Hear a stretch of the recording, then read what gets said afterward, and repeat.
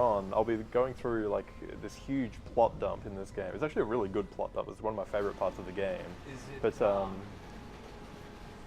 just after you do the Gongora thing, Yeah, it's about half an hour away Oh from yeah, where okay. I know Yeah, what you're talking- and where the- you're just like, why can't I just? Yeah, there's like a 2-second cutscene. I suppose that's why you can't skip it, but it's like in the middle. There's 3 cutscenes on the left that you can skip, and then like 8 on the other side that you can skip. Yeah. And there's this one, like 2 or 3 second cutscene in the middle that you have to remember that you can't skip. Whoa, wait. What? What? What's going on? Do you need to talk about anything? I will in a few moments because the underflow glitch is coming up, but Okay. I'm pointing at Ryan. Yeah, it's a second. This. you got about 3 minutes. Oh yeah. As additional support.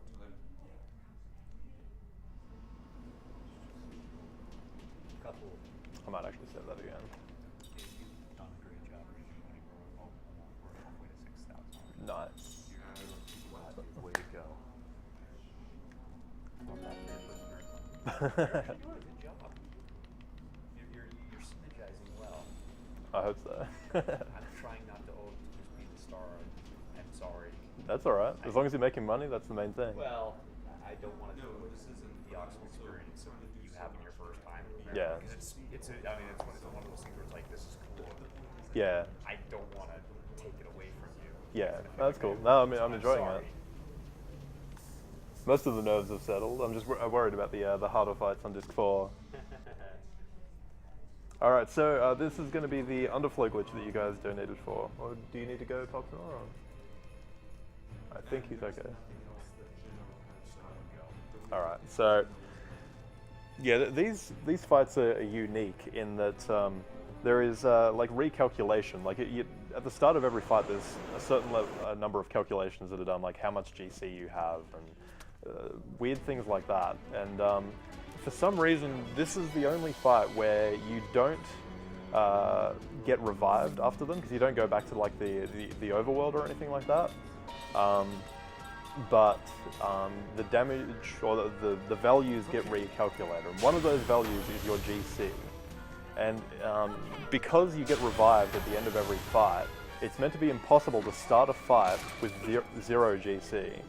So what I'm going to try and do is get Kime killed here, and hopefully Sarah will survive. I would really like to cast cover on Sarah to make it so that she can't die, but it would give us a less pretty version of the glitch, shall we say. I think I've seen that.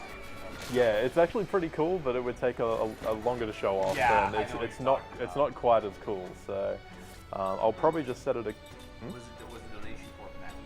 The HP glitch? What's that? Was the donation for the HP glitch Matt? Yeah, yeah, Okay. yeah. All of them are doing I that now. completely didn't even think about that. Sorry. No, they were all met very early on, so thanks, guys. So I've got to sort of get a bit lucky here. They do like attacking Sarah because she's, a back rower, but hopefully they'll just kill Kime reasonably quickly for me. Okay, he's like in critical HP now, so I'll finish off one of them and just hope that the other one attacks Kime. That way I can make sure that I'm in a good position to take out the last one. I'll just defend on that. Okay. Ah, come on.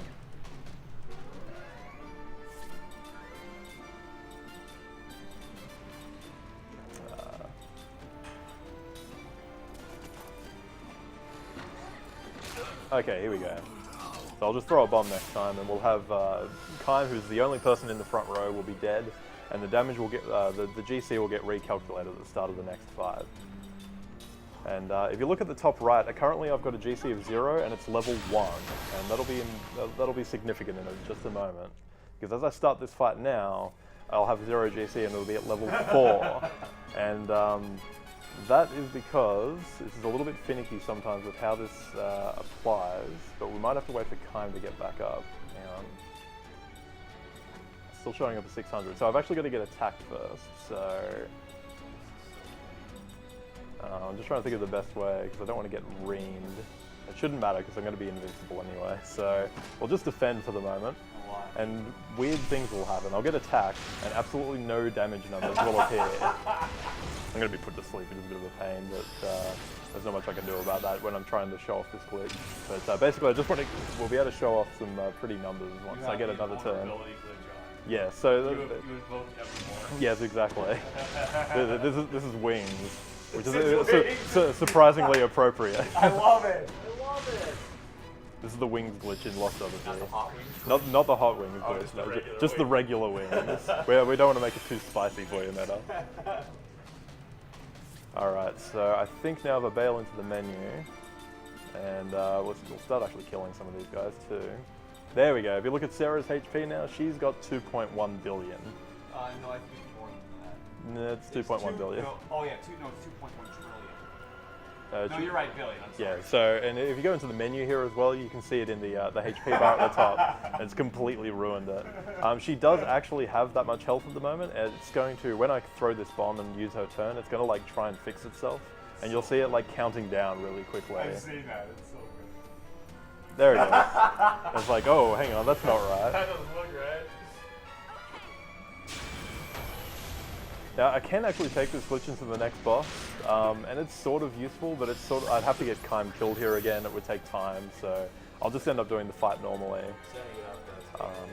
The alternate version of the glitch that I mentioned is that you can actually get Sarah to cast cover at this point, and I'm almost wondering whether or not that's worth trying, because I could actually take that into the next fight.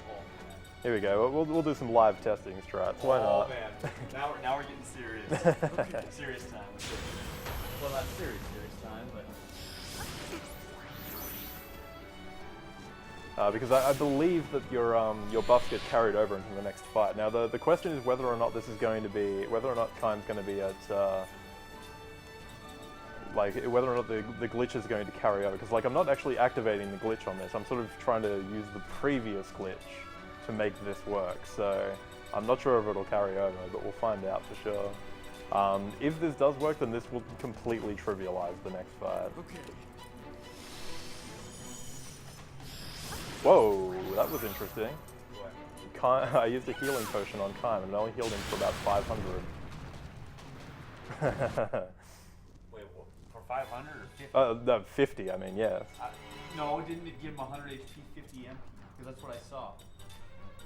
I think you used the wrong item. Did I? I think you did. No, I don't have it anymore. It's not here. It gave him 100 HP, 50 MP. I swear. Maybe Rinny's been lying to me. About and what? that item is actually completely useless. Thanks, Rinny. Oh, RP says. Okay, there we go. I can't do her voice justice, obviously. Yeah, that's fine. So I'm gonna have to like sort of play this by ear this time. I should be able to beat this fine, but it's gonna be a little bit more hairy than I thought. Maybe that cover will work and it'll be fine, and Kime will be completely invincible because he's got effectively 2.5 billion or 2.1 billion health. The problem is my GC is still low, so Sarah is really vulnerable. So I'm going to try and keep everyone healed up just to make sure. Yet again, gamble because this fight has really high magic and okay, that cover just broke. So I'm basically just going to have to marathon strat this and heal like a crazy man, like not the word that I was going to say.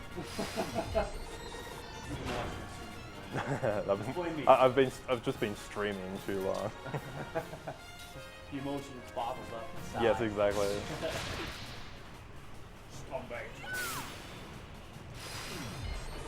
So yeah, this will end up being a little bit slower. It's unfortunate that cover didn't work.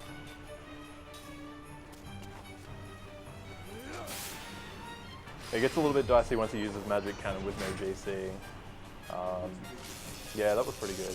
This thing only has about 5,000 health, so 4 good gambles and he's gone, but not for a while, no. There's like one fight that I'll probably interject with something quick on, but that's about it. One thing, I wish you could see that. Yeah, this is it's very unfortunate that we can't have a suplex donation. Well, there might not be a suplex donation, but thankfully there are other donations that have come in. Ooh, yes, that was a good segue. I was gonna say, yeah. Yeah, why, thank you. I loved it. So first off, we have $100 from a very good and very old friend of mine, Mr. Tony Kudrick, who said, "Thanks, Ryan, for a good dinner in Van while I was there, and good work for a great cause." Signed, Tony. Well, thank you very much, old friend. Next up, we have $10 from, let's all say it together, Janelle. No, yes. $10 for Luna 2 as Miuria in Star Ocean 4, because women are never happy. Oh, That's not cool. yeah. I don't get That's it. a lie. Okay. And finally, we have $5 from Shiwaruka. My apologies if I said that wrong. Hey, Shiroka. I know her, him, her. The comment, "Hey everybody, Shiwa here, saying hi to my friends Potato Flexel and the Big Potato Giant Flexel. Head, putting a bit towards making Meta human, and 100%ing Final Fantasy VI because it's bound to be epic." Thank you. Thank you very much, everyone. The metahuman is happy. You know, why does he have to run so slow? I don't know. You can take control of about 6 characters in this game, and 2 of them don't have a sprint button Yeah, for some he's reason. just like, it's amazing. it's only Gongora and Ming. I have no idea why they would choose those 2, but anyway, yeah. For some reason, you got to run really slowly as the antagonist. And then he runs slow going the other Yeah, way. you've just got to run down Heatrick or cutscene and Sorry when I watch him run. and it's like, saunter your way back up to the top. dude, well, not just that, it's like the most unfluid animation on his upper body I've ever seen. It looks like He looks a bit stuck, just doesn't like- he? like his whole upper torso doesn't seem to understand movement properly. It makes no sense to me. So, would you say that his character is a little stiff? I think his character is just a little stiff. Tons of damage. I didn't get it. I didn't get it. That's one thing I'm with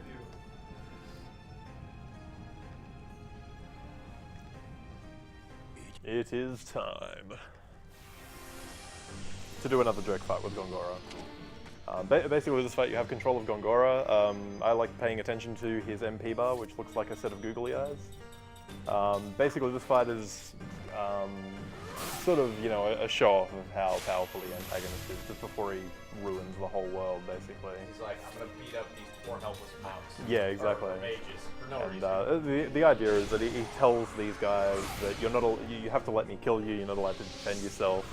And the last one in this sequence that I kill will try and defend himself, and therefore will get killed permanently. Yeah. So basically, this used to be important in the run, but it's not really so much anymore. But I basically leave the white magic one alive. My body will be ready.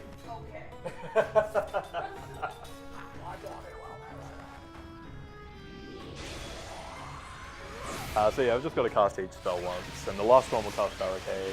The last one I kill is white, because of the ones that are available here, I can kill nearly all of these guys with Gamble, but the white magic one, the only way I can deal damage apart from Gamble is by using Shine, which is like a really, really terrible ability. So if under some circumstance I can't cast Gamble on this fight, on Disc 4, I would prefer to have, you know, the white one permanently dead.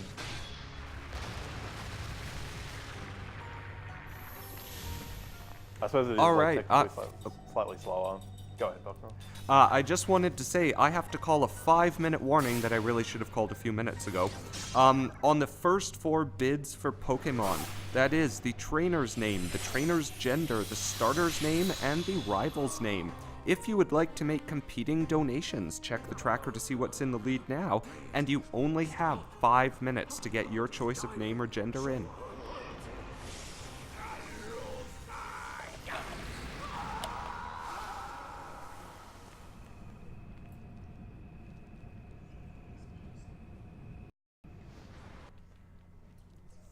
This is the aforementioned plot dump. There is a large number of cutscenes here, including the one we mentioned before, which is like right in the middle of them that you can't skip. But it's like 3 seconds long.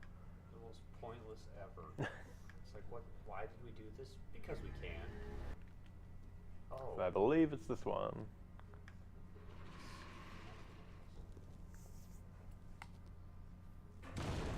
Here it is. Can't skip that cutscene. No idea why, but you can skip this one. Because I wanted to feel the emotion of the train shaking. There actually is like this part of the game is my favorite part because like Gongoro just becomes like a really powerful antagonist. He's like, I'm done being a nice guy. Yeah. It's time to drop the hammer. He's like busy manipulating people for the entire game, and this is where he says, okay, I've done enough manipulating, now I'm just going to wreck some stuff. There you go. He basically becomes like Matt Power-hungry Kafka. Yeah, exactly. I mean, that's really what he is very much like a Kefka sort of boss, very He is, manipulative. yeah. I think he's smarter though. Yeah, he's a little bit less maniacal and a bit more sinister. Yeah, I agree.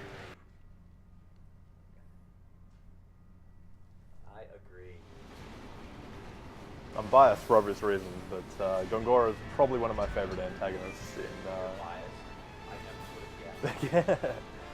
Well, he's not my favorite. My favorite is Irenicus from Baldur's Gate 2. He is a genuinely evil bastard. Oh. Oops. Oops. Am I not allowed to say that? but Australians might have different levels of swearing than other people. I don't know.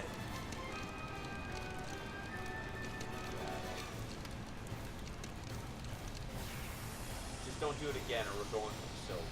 Let's take it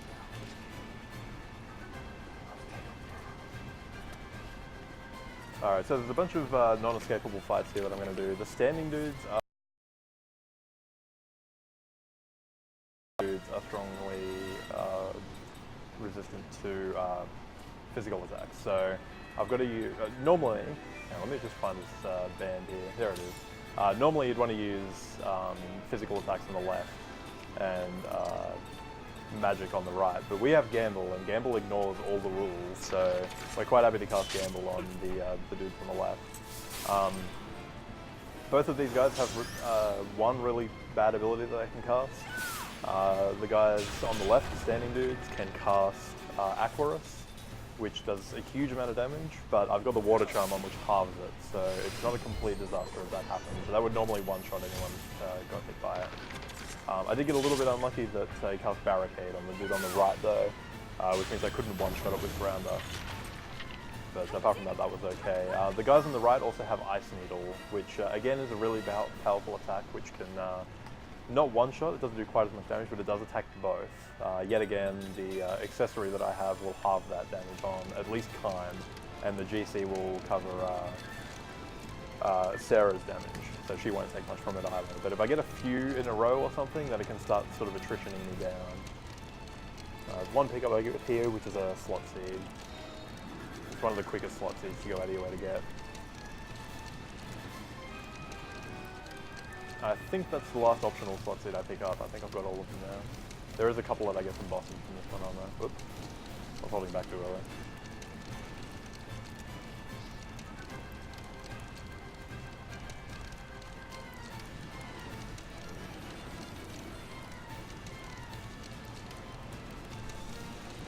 By the way, just a random note about this game. In a casual, there's an achievement called Treasure Trove. God, I still don't have that. Where you have to get every single treasure in the game. And we don't just mean like treasure chests, we mean like everything. Picking stuff off walls and stuff like that. I mean every single thing, be it on the ocean, be it you have to like check behind a piece of paper. It is the most ridiculous achievement ever. Well, not ever, but I would say that one of the worst. And Star Ocean 4 would like to say hi. I know, I remember that incident. And it's so frustrating because the game says you can actually like go to this auction house and grab stuff that you may have missed. But what stinks is if you can still go back and find that atom. One. Cut off. Oh, what? Cut off the Pokemon just happened, I think. Yep. Cool. Are you on mic? Oh, well, yeah, sorry, oh, okay, okay, good. Oh, okay. I'm sorry, I didn't want to interrupt you. So you can go to an auction house and find things that you may have missed and you can't go back to. What's terrible is you could literally go there, find everything that you may have missed, and almost every single time, I have yet to get it still, and I've played through this game on 4 separate occasions. I have missed something, and I have gone back to every single cave, place, you name it, and I still cannot find the 1 or 2 things I need. It is ridiculous. It's incredibly unforgiving. Like, you know, I've played this game a whole lot because, you know, I speedrun it, and I still haven't gotten that achievement. Well, you have you done 100% like me? I've tried to do 100%, but I was stopped by that achievement. I mean, Is that the only one that you haven't gotten either? I think I've got some others that I haven't gotten because, like, I lost my will to, like, keep doing that achievement. When I couldn't do that, I lost my will to get, like, you know, get every ability on every person and stuff like that. The monotony. It's like, it was like, you know, if I had a chance of 100%ing it and getting all the achievements, I would think about it. But now that this one is, like, stopping me, there's, like, you know, there's no point. Yeah, the other one you could do is the DLC. Yeah, boss. the DLC is pretty fun actually. Oh, it's really cheap now too. It's like I already it's bought a buck.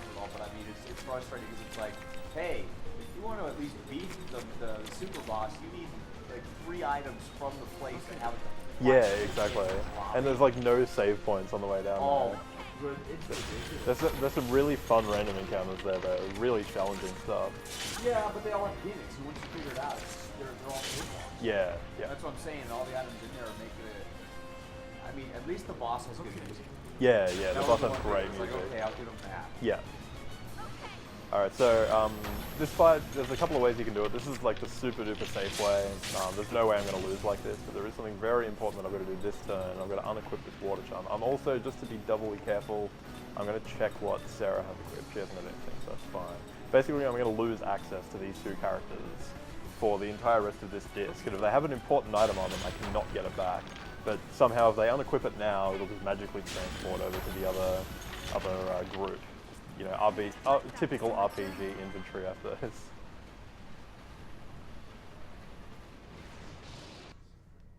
People are demanding I do sit-ups. Meta, I demand 10 sit-ups. What?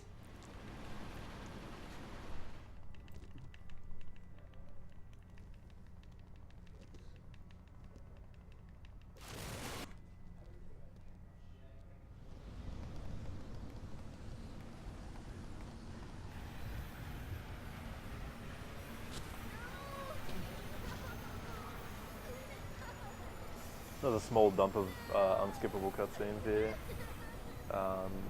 There actually isn't another boss for a fair while yet, but there is sort of a weird random encounter that I have to fight coming up in about 10 or 15 minutes or so. I'll also be picking up some sort of interesting items along the way. And we'll be getting our first glimpse of persistence. We're not really going to be using it just yet, but persistence is going to be really, really important later on. Most broken things. Yes, exactly. I mean, there are a lot of broken things, but that is by far the most broken. So that was the red snake I picked up before. I also want to put the scroller dissection on. And Tolton also needs the Herculean ring.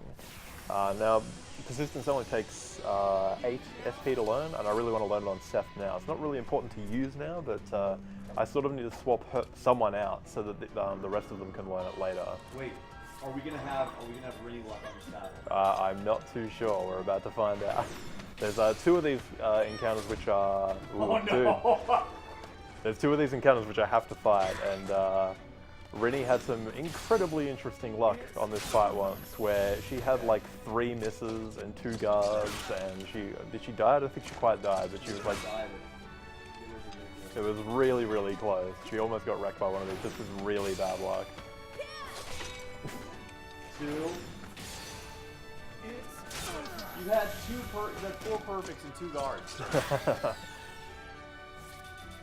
Maybe that's it. Maybe I'll just gotta like get bad. It actually doesn't matter what I do here. Like I can get a bad and it'll still one Okay, shot them. so it wasn't really luck.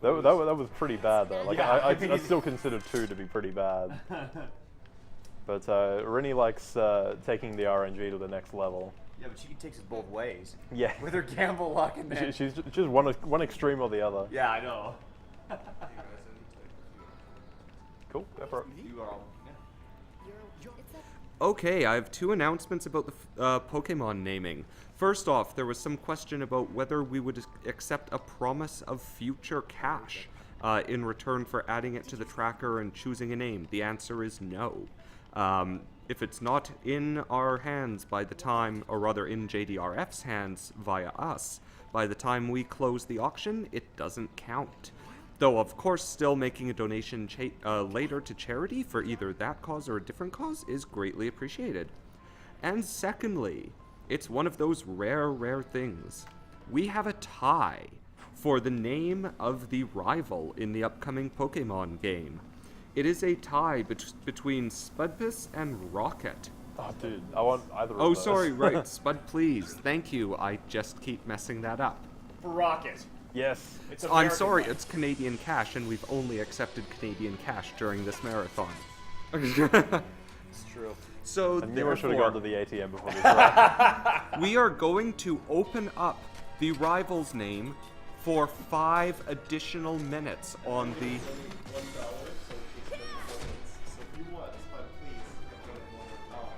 Okay, so you are donating $1 to Rocket. Okay, then I will take your shiny Looney. I will take your money and run. But I mean, put it in this box right here. If you're wondering what persistence So does, therefore, that's it. how much time do we have left? About 450, give or take? Okay, so at 424 on the had a guard and then a miss. W On the split, we will cut off I had this some really luck. this donation incentive for the Should be okay. But rival's I'm gonna name. throw a. Yeah. I'm gonna throw a plume. I should have actually used the persistence glitch. I should have given it an early introduction here, but well, I can't use it now. It's when you revive someone, the persistence trigger goes back to normal. So he's got persistence now. So we're just gonna man-mode this on the last one. Hopefully this actually hits. Oh god! It's okay. Still got persistence. I don't have much more than that, but I got persistence. God, this is 3 so far. Dude, I need to get some safety stuff very soon. Good. This is not good. I would usually have some more healing tanks, but I used them all on Dinosauro.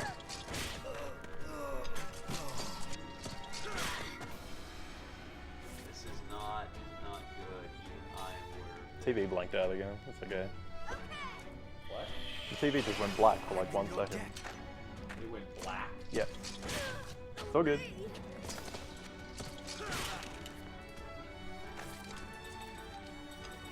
Dude.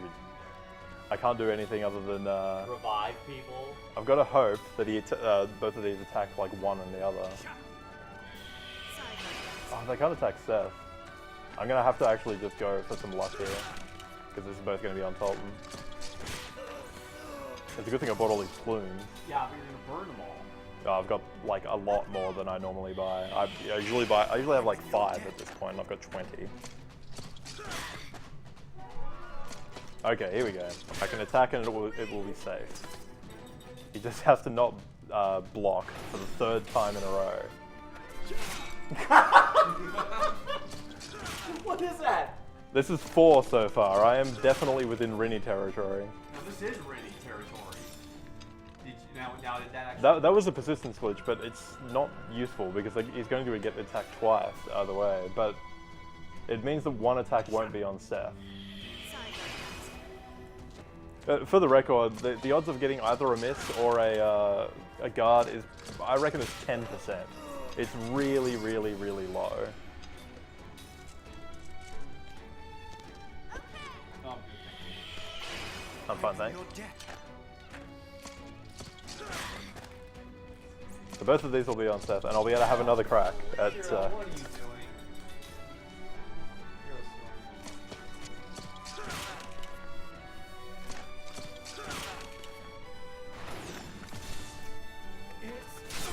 thanks. What? Thank You Christ get a for that. perfect